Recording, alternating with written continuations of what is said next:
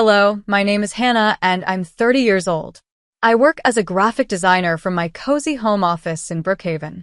My husband Jason is a real estate agent, smart, driven, and the kindest man I've ever known.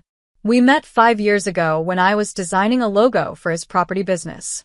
Who knew a casual client meeting would turn into a lifelong partnership? Now we're married, and I'm 7 months pregnant with our first child, a baby boy. And yet, my heart isn't fully at peace. You'd think this would be the happiest time of my life, and in many ways it is. Jason treats me like I'm made of glass and gold. His parents, Susan and Frank, call almost daily to check in, offering help, advice, and even recipes. Our home feels full of warmth, but a shadow hangs over everything. My own family. My mother Linda has always been complicated. On the outside, she's elegant and admired, an active member of local arts committees, charity boards, and upscale luncheons. She's the kind of woman who never appears in public without her hair styled and her pearls in place. But behind her perfect image lies a colder reality. My older sister Vanessa is the child my mother always adored. She works at a prestigious art gallery downtown and lives in a luxury apartment that Mom brags about to all her friends. For years, Vanessa has tried to conceive, but hasn't been successful. I've always wished happiness for her, but when I told her I was pregnant, her reaction wasn't joy. It was jealousy. "Are you sure?" she asked flatly. "You might want to double-check. These tests can be wrong, you know." When I told Mom the news, she barely paused. "Well, congratulations," she said, before immediately pivoting the conversation to Vanessa's latest appointment with a fertility specialist. It hurt, but I said nothing. I've spent a lifetime biting my tongue around them. Now, with my baby shower just a few days away, my emotions are tangled.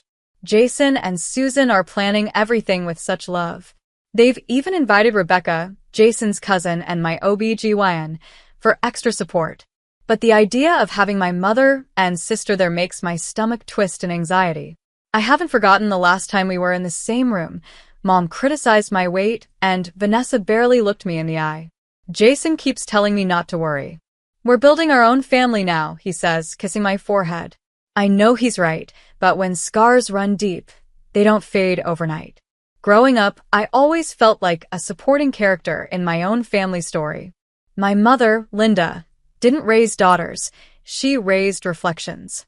We were meant to reflect her perfection, her ideals, her public image. When we didn't, she made sure we felt it. Vanessa, being older and more naturally polished, fit into Mom's mold. She was graceful, eloquent, always dressed like she stepped out of a fashion magazine.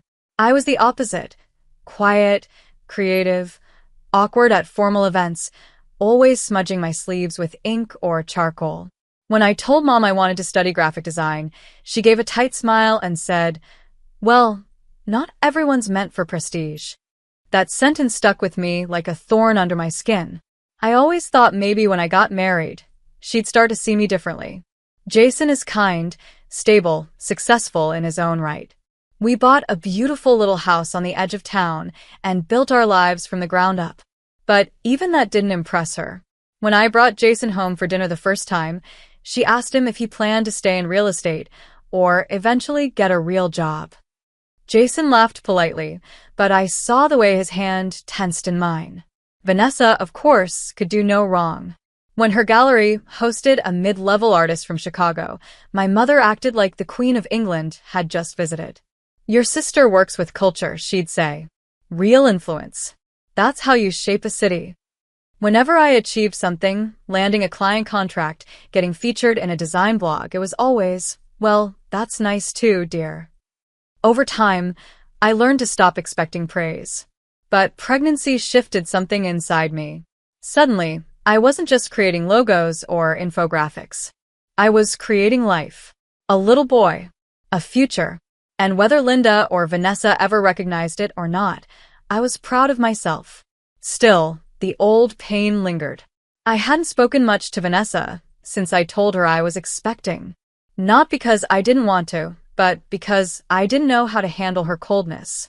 Jason reminded me, sometimes distance is the only protection. He was probably right. 2 days before the shower, Susan called to confirm everything. Cakes ordered, decorations on the way, and the guest list finalized. Your mom and sister both RSVP'd, she said gently. I felt my heart sink. They'll be there, I murmured. Of course they will. But in my gut, I didn't feel excitement. I felt something much heavier. Dread.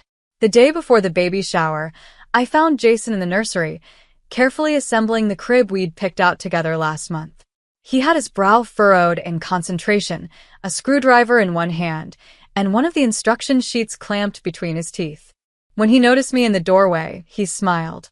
Almost done, he said, tapping the side of the white wooden frame. Just need to finish this corner and test its stability. Can't have our little guy sleeping in a wobbly crib. I smiled, grateful for the simple steadiness he brought to my life. Jason was the kind of man who never panicked. When we found out I was pregnant, he didn't freeze or hesitate. He pulled out a notepad and started mapping out a plan. Savings, maternity care, nursery space. And in every plan, he made room for my dreams, too. I walked over and sat on the edge of the rocking chair beside him. Do you think tomorrow will be okay? I asked softly. He looked up. You mean the party? I nodded. Jason put down the screwdriver and knelt in front of me, placing both hands on my knees. Listen to me, Hannah. This is your day. Our day. It doesn't matter who shows up with what kind of attitude. We're doing this for our baby. And for us. I blinked back unexpected tears. Pregnancy had made me emotional in ways I hadn't imagined, but this moment felt deeper than hormones. It felt like I was finally being allowed to feel safe. I just don't want them to ruin it, I whispered. They won't, he said, voice calm but firm. And even if they try, we'll handle it together. You won't be alone. Not for a second. Later that evening, Susan and Frank arrived with their car loaded with party supplies, ribbons, cake boxes, centerpieces, and handmade cards. Susan had even picked up tiny blue balloons that spelled out, "It's a boy." She immediately got to work decorating the living room, while Frank helped Jason hang string lights in the backyard. Dr. Rebecca called around 7 p.m. to confirm she'd be attending too. I'll bring my bag just in case, she joked. Not that we expect any surprises, but I like being prepared. I thanked her, knowing how much her presence would comfort me. She'd been my OB/GYN since the beginning, and more than that, a trusted friend. If anything went wrong, I knew I could rely on her. As I curled up in bed that night, Jason tucked the blanket around me and kissed my forehead. Tomorrow will be beautiful, he said. I wanted to believe him. I really did. The next morning arrived crisp and bright, with early spring sunshine streaming through the curtains. Jason was already outside hanging the final decorations in the backyard, while Susan laid out pastel blue tablecloths and delicate white roses on every table. Frank handled the music setup, humming softly to himself as he tested the speakers with a light jazz playlist.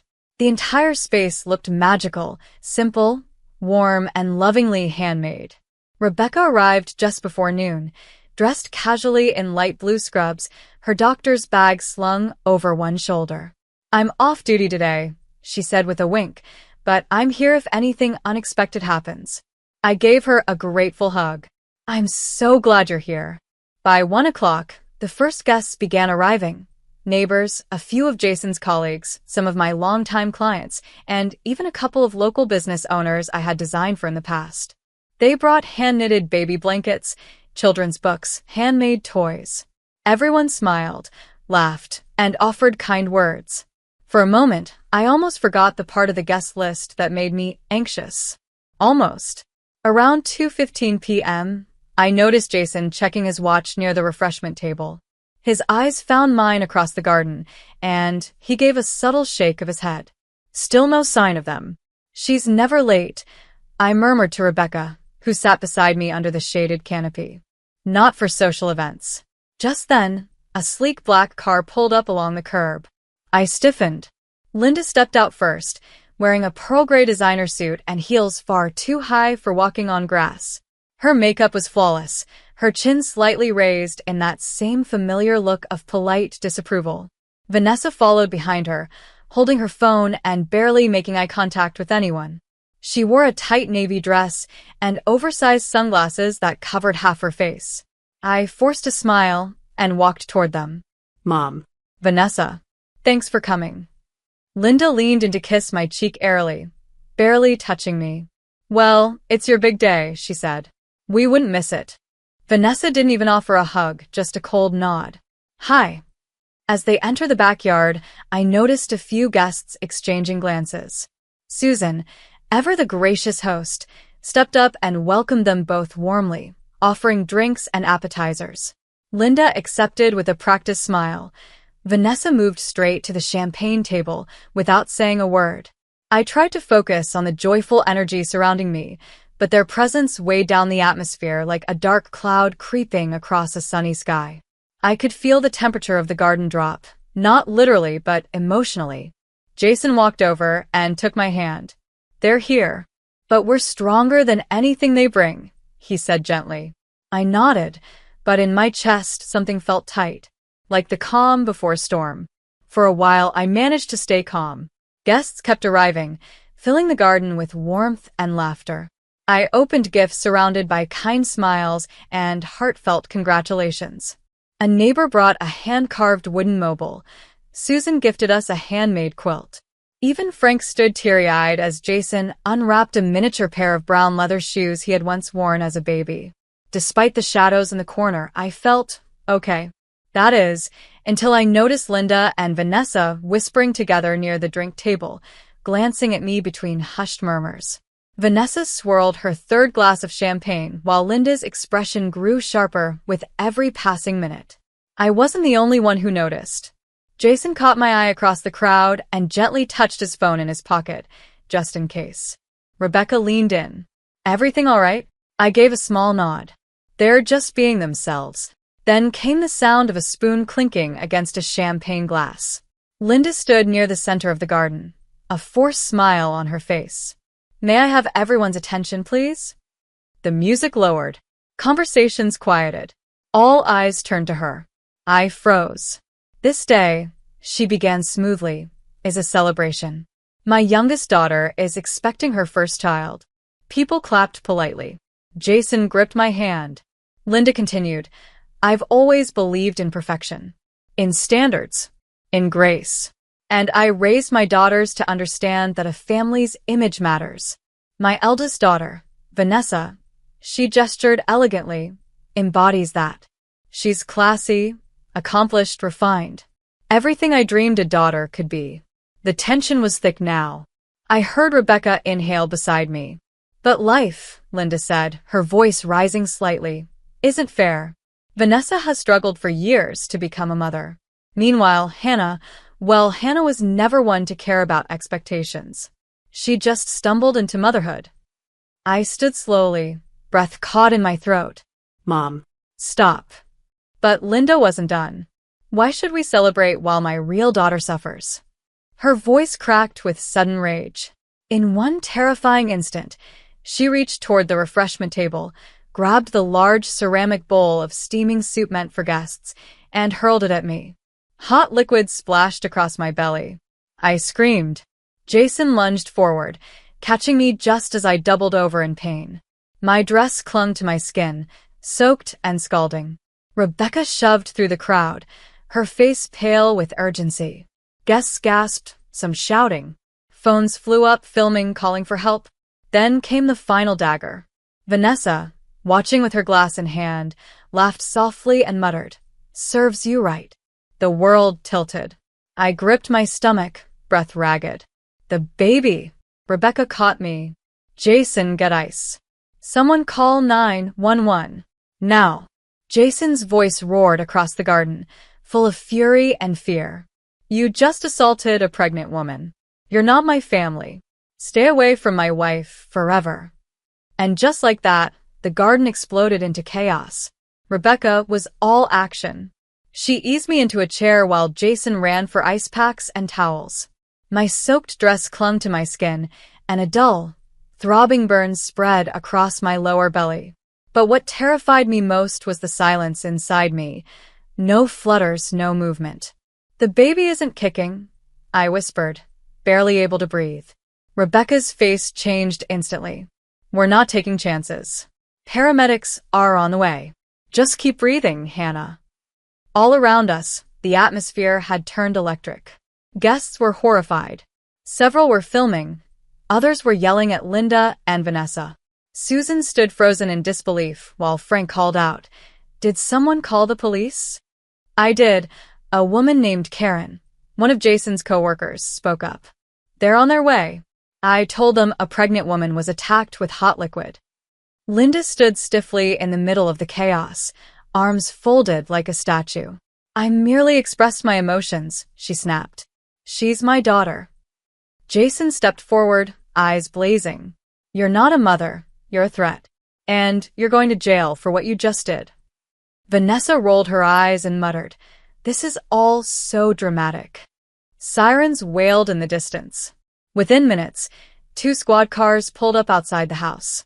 Blue and red lights bathed the hedges as uniformed officers entered the garden with urgency. The lead officer, tall, composed, stepped toward Rebecca. "You placed the emergency call?" "I'm a physician. This woman is 7 months pregnant and had hot soup thrown directly at her abdomen. She's experiencing pain and decreased fetal movement." The officer nodded, turned to me, then back at Linda. "Ma'am, you're being detained for assaulting a pregnant woman." Before Linda could protest, he signaled to his partner, who stepped in with handcuffs. Gasps rippled through the crowd. "This is outrageous," Linda hissed. "She's exaggerating." "No, you're just finally being seen for who you are," Jason said, his voice cold. Vanessa took a step back. "I didn't throw anything." "You encouraged it," said another guest firmly. "I heard you laugh. I saw you standing there smirking." "Ma'am," the officer addressed Vanessa now, "you're under arrest as well. Accessory to assault. You'll have your chance to explain in court." Both women were cuffed and led out of the garden. Some guests applauded quietly. Others stood in stunned silence. As the officers passed Rebecca, she muttered, "I hope the system does its job." Moments later, paramedics arrived, their gurney rolling swiftly across the lawn.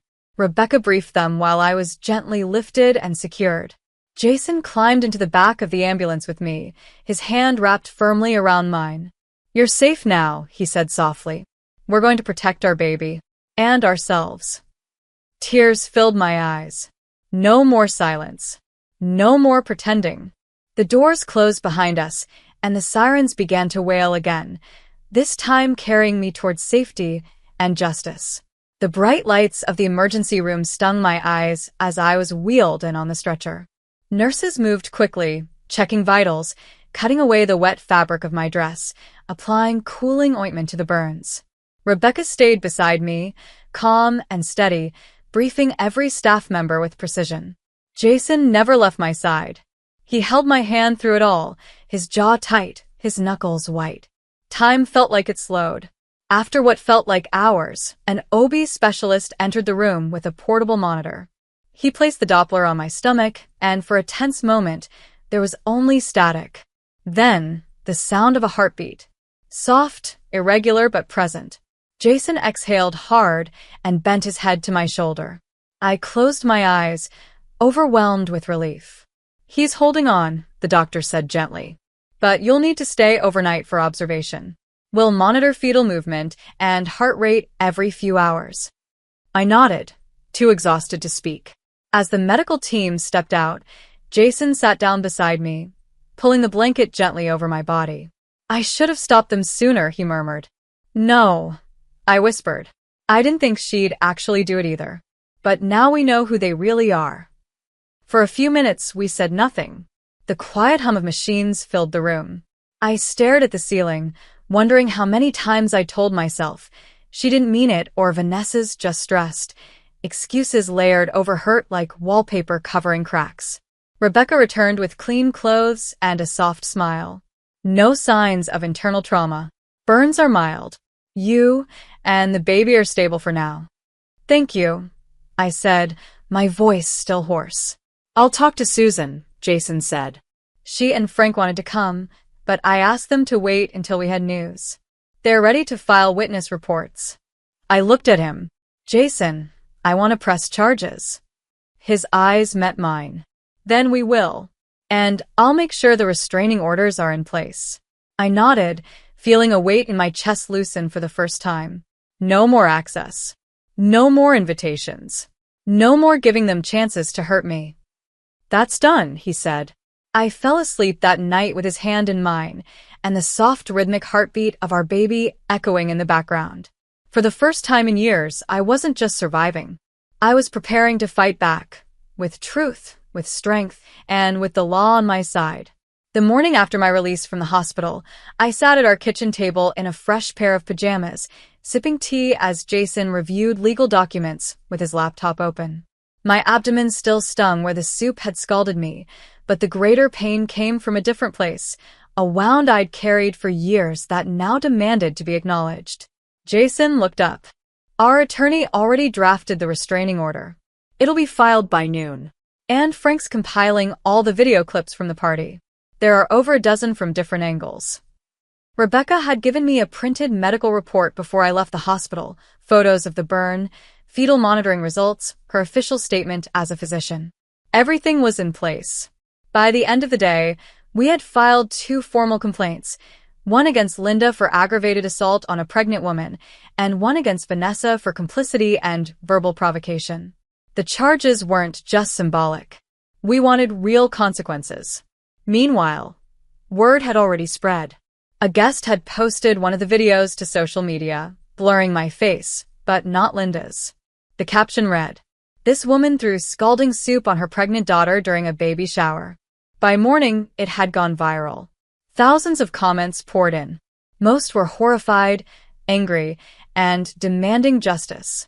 Some local media outlets picked it up. Our town's online forum had already named Linda as the woman in question, and someone even shared screenshots of her charity board profile. Her social image crumbled overnight. Jason showed me a screenshot of an email she'd received from one of the art committees she chaired. In light of recent public behavior, your presence is no longer aligned with our organization's values. Effective immediately, you're asked to step down. As for Vanessa, her gallery's management suspended her pending investigation, especially once it was revealed she had mocked the assault publicly at the event. That night, as I lay in bed feeling our baby move gently beneath my hand, Jason turned to me. "I know this has all happened fast," he said, "but you've been so strong." I looked at him, surprised by my own clarity. I'm not doing this for revenge. I'm doing it so our son never thinks abuse should be tolerated, especially when it comes from the people who are supposed to love you. He nodded. Justice isn't about punishing the past.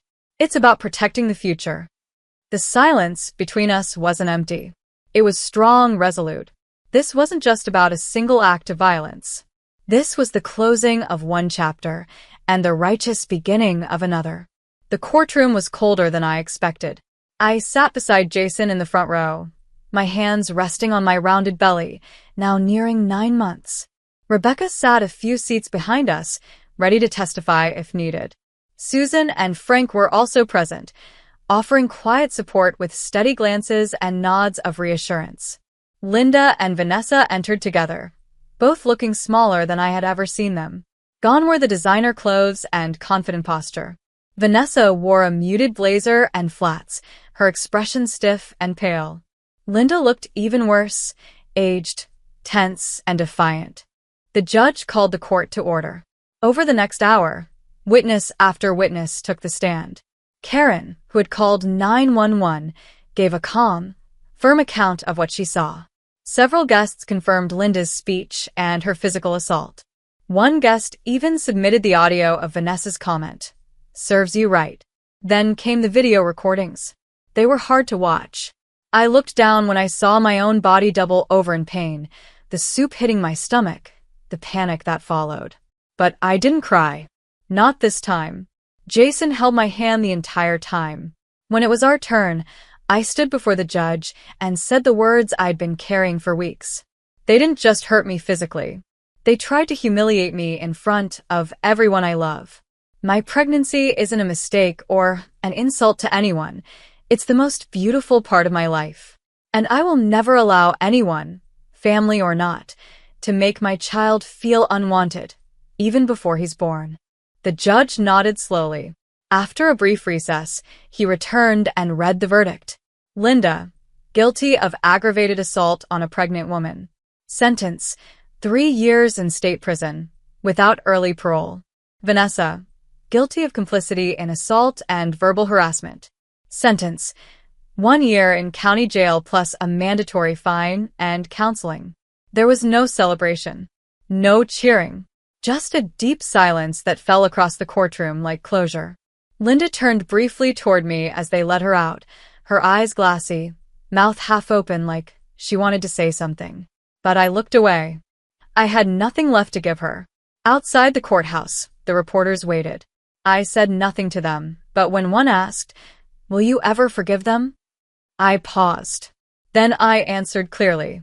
Forgiveness comes with accountability. And today, justice came first. Jason kissed my forehead and led me to the car. As we drove away, I rested my hand on my stomach and whispered, "You're safe now. We're free." 2 weeks after the court verdict, on a quiet spring morning, I woke up with a strange ache in my lower back and a pressure that wouldn't go away. Jason was still asleep beside me, but when I shifted in bed and felt the unmistakable wave of a contraction, I nudged him gently. "It's time." He was on his feet in seconds. Within the hour, we were at Brookhaven General Hospital. Rebecca met us at the entrance, already in scrubs. "Looks like baby Morrison is ready to meet the world," she said with a grin. Labor lasted 12 hours. It was long, exhausting, and beautiful. And then he arrived. At 7:46 p.m., my son was born, wrapped in soft cries and blinking into the overhead lights. The moment the nurse placed him in my arms, every pain, every wound, emotional and physical, melted into something new. Love. Not the kind of love that begs for approval or struggles for recognition. Pure, safe, unconditional love. Jason stood at my side, tears streaming down his face as he kissed my forehead and whispered, "You did it. He's perfect." We named him Caleb. Susan and Frank arrived shortly after with a bouquet of white tulips and a plush bear that said, "Welcome, little one." Frank held his grandson with a proud smile, while Susan wept softly, whispering, "This is what real family feels like." Rebecca popped in a bit later and checked Caleb's vitals, declaring him healthy and strong. 10 fingers, 10 toes, and one mighty voice. She laughed as he wailed with energy. That night, after everyone had gone home, I sat by the window in my hospital room, holding Caleb to my chest as he dozed. The moonlight washed over us like a blessing. Jason pulled a chair beside me and wrapped his arm around my shoulders. "You know," he said softly, "this house we were dreaming of, the one with more space and a big yard? I think we're ready." 2 months later, we moved into a quiet home on the edge of town. The backyard had a swing. The kitchen had sun pouring in every morning. And the nursery, Caleb's nursery, was filled with color, calm, and joy. We installed security cameras, locked down our legal boundaries, and never looked back. Linda and Vanessa never reached out again, not that they could legally. They faded into the past, where they belonged. One night, as I rocked Caleb to sleep, I whispered near his tiny ear, "You're safe now. You'll never have to earn love. You were born into it." Outside the window, the stars were bright. Inside our home, peace had finally arrived. And with Caleb in my arms, I knew this was the life I had fought for. And we had won. Thank you for watching this powerful story of strength, justice, and new beginnings. If this story touched your heart, please take a moment to like the video and share your thoughts in the comments below. We upload more stories like this every week, full of emotion, real-life struggles, and powerful endings. Don't forget to subscribe to the channel so you never miss an update. Your support means everything. See you in the next story.